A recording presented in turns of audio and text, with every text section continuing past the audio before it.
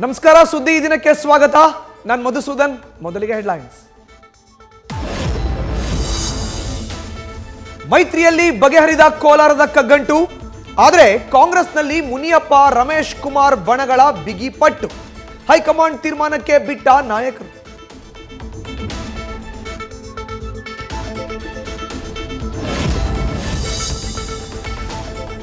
Election ಹೊತ್ತಲ್ಲಿ CM ಬದಲಾವಣೆ ಪ್ರಹಸನ.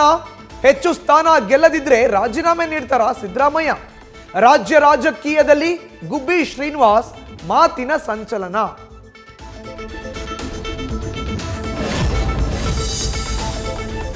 ಹಾಸನ ಅಖಾಡದಲ್ಲಿ ಆಪ್ತನನ್ನ ಚೂ ಬಿಟ್ಟ ಪ್ರೀತಂ ಗೌಡ.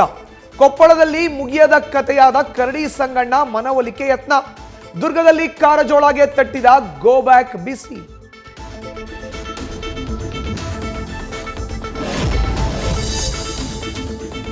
ಕಾಂಗ್ರೆಸ್ ಟಿಕೆಟ್ ಮಿಸ್ ಆದ ಬೆನ್ನಲ್ಲೇ ಬಂಡೆದ್ದ ರಜತ್. ವೀಣಾ ಕಾಶ್ಯಪ್ಪನವರ್ ಅಸಮಾಧಾನ ಶಮನಕ್ಕೆ ಮುಂದಾದ ಶಿವಾನಂದ. ಚಾಮರಾಜನಗರಕ್ಕೆ ಸುನೀಲ್ ಬೋಸ್ ಹೆಸರು ಫೈನಲ್.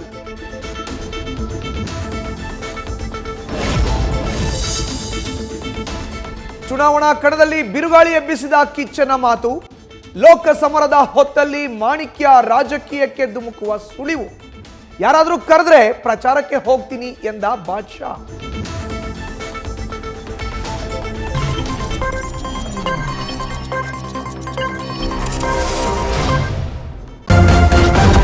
ನ್ಯೂಸ್ ಫಸ್ಟ್, ನಿರ್ಭೀತಿಯಿಂದ ನಿಮ್ಮ ಪರವಾಗಿ.